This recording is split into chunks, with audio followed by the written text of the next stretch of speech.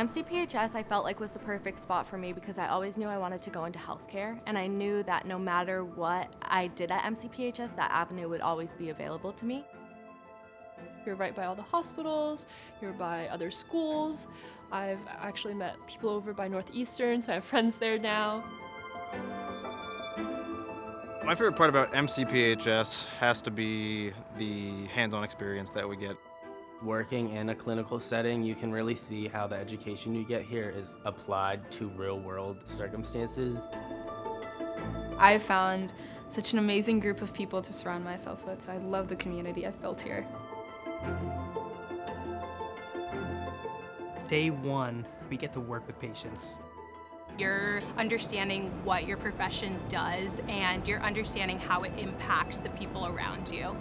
I feel like I have such a great relationship with all of my professors. We all support each other, and the kindness that comes from this place, it lifts your spirits in a way. We're one big happy family, you know. We're all here to do one thing, and it's to study healthcare and be the best practitioners we can.